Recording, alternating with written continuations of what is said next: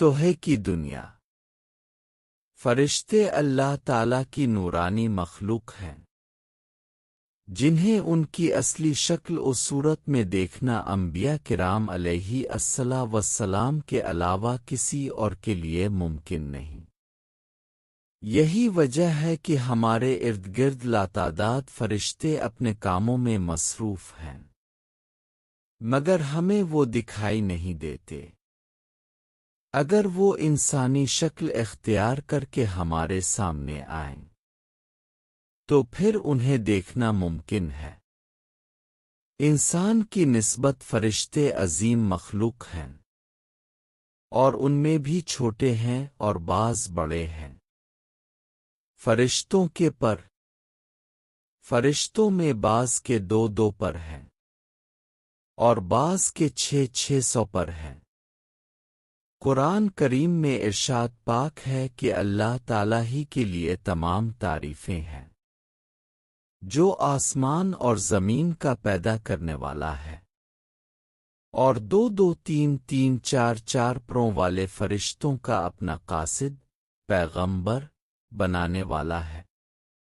بعض روایات کے مطابق جبرائیل امین علیہ السلام کے 600 پر دیکھے گئے ہیں، اور ہر پر نے آسمان کو گھیر رکھا تھا۔ ان کے پروں سے مختلف رنگ اور قیمتی موتی بکھر رہے تھے۔ فرشتوں کی قد و قامت۔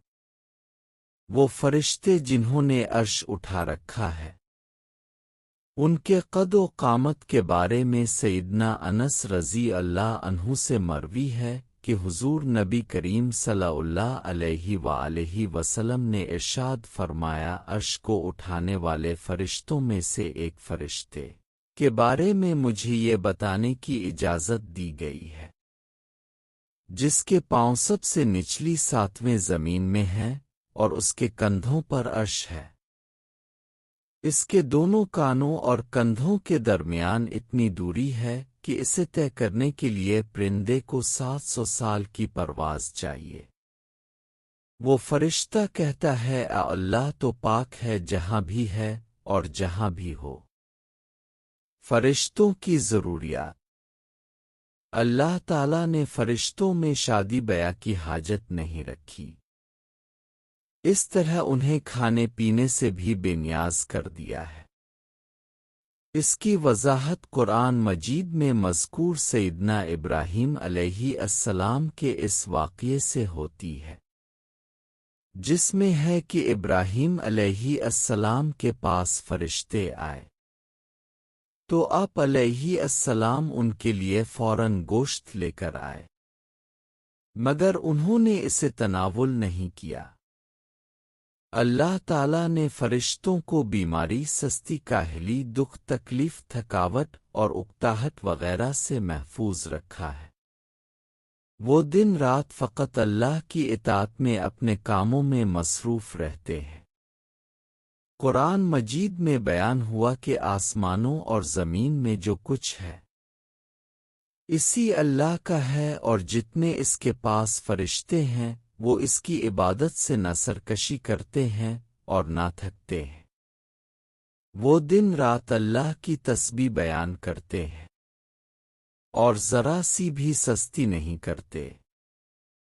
فرشتے تقریباً عام طور پر آسمانوں میں رہتے ہیں، جو صرف اللہ کے حکم سے مختلف کاموں کے لیے زمین پر اترتے ہیں اور پھر واپس آسمان پر چلے جاتے ہیں۔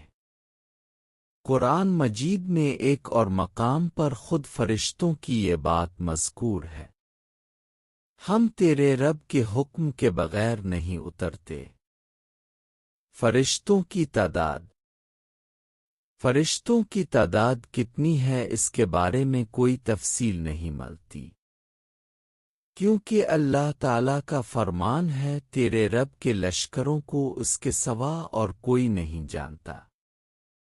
بعض احادیث سے معلوم ہوتا ہے کہ فرشتوں کی تعداد بہت زیادہ ہے، بلکہ اندازہ ہوتا ہے کہ انسانوں اور جنوں سے بھی ان کی تعداد زیادہ ہے۔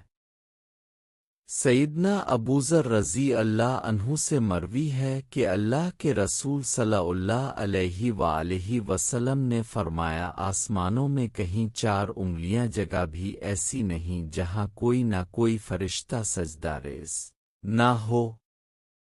سیدنا عبداللہ بن مسعود رضی اللہ عنہ سے مروی ہے کہ اللہ کے رسول صلی اللہ علیہ وآلہ وسلم نے فرمایا، قیامت کے روز جہنم کو اس حال میں لایا جائے گا کہ اس کی 70 لگامیں ہوں گی اور ہر لگام کے ساتھ 70,000 فرشتے ہوں گے جو اسے کھینچ کر لا رہے ہوں گے۔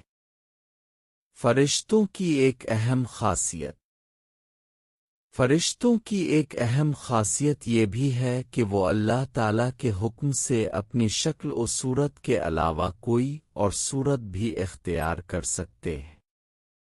یہ صورت کسی ایسے انسان کی بھی ہو سکتی ہے جسے دیکھنے والے پہچان لیں۔ انسانوں کے علاوہ کسی اور جاندار کی صورت اختیار کرنے کی فرشتوں کو طاقت ہے یا نہیں، اس کے بارے میں قرآن و سنت میں کوئی صراحت ذکر نہیں ملتا۔ البتہ ان کی انسانی شکل اختیار کرنے کے واقعات ضرور ملتے ہیں، جن سے یہ اندازہ ہوتا ہے کہ فرشتے اللہ تعالیٰ کے حکم سے دیگر شکلیں بھی اختیار کر سکتے ہیں۔ سیدنا ابراہیم علیہ السلام کے پاس فرشتے انسانی شکل میں آئے اور ابراہیم علیہ السلام ان فرشتوں کو پہچان نہ پائے۔ پھر فرشتوں کے بتانے پر آپ علیہ السلام کو معلوم ہوا کہ یہ انسان نہیں ہے بلکہ فرشتے ہیں۔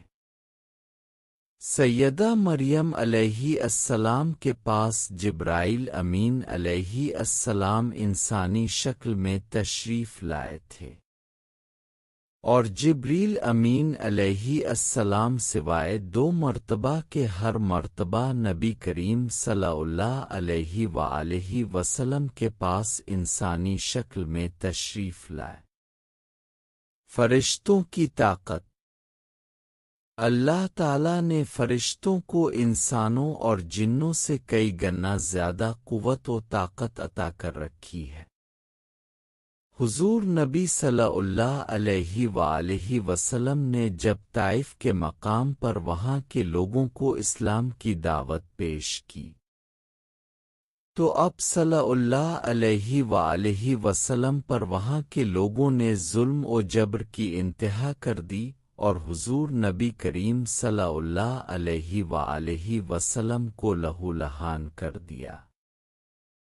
تو اس مقام پر سیدنا جبرائیل امین علیہ السلام تشریف لائے۔ انہوں نے آواز دی اور کہا کہ اللہ تعالی حضور نبی کریم صلی اللہ علیہ وآلہ وسلم کے بارے میں آپ کی قوم کی باتیں سن چکا ہے، جو انہوں نے آپ کے خلاف اقدام کیا وہ بھی دیکھ چکا ہے۔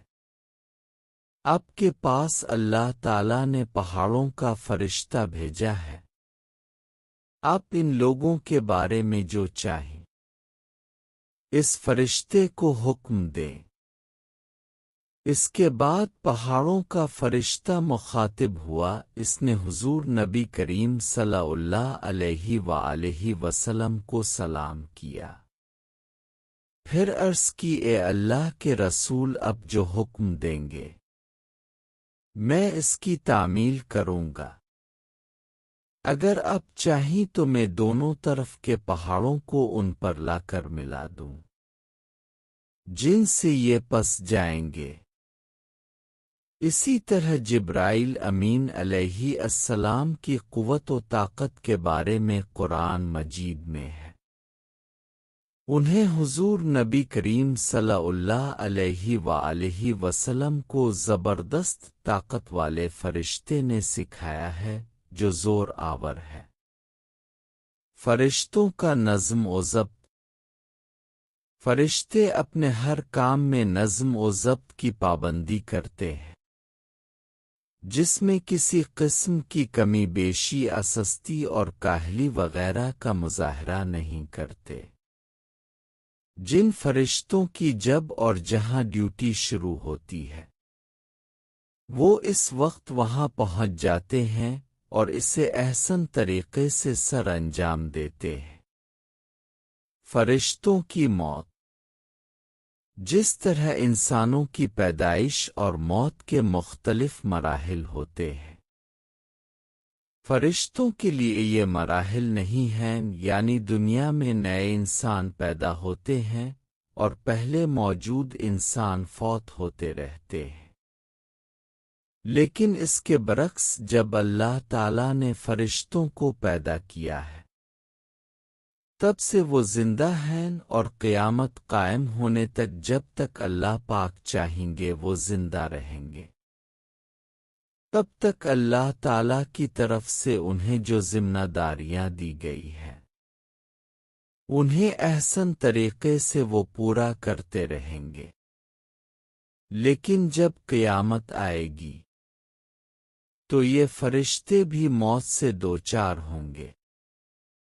پھر ایک ایسا وقت آئے گا جب کائنات میں اللہ تعالیٰ کے علاوہ کوئی چیز زندہ نہ رہے گی۔ اسی صورتحال کو قرآن مجید میں اس طرح بیان کیا گیا ہے: زمین پر جو ہیں سب فنا ہونے والے ہیں، صرف تیرے رب کی ذات جو عظمت اور عزت والی ہے وہی باقی رہ جائے گی۔ اسی طرح ایک اور مقام پر ارشاد ہوا کہ ہر نفس کو مرنا ہے۔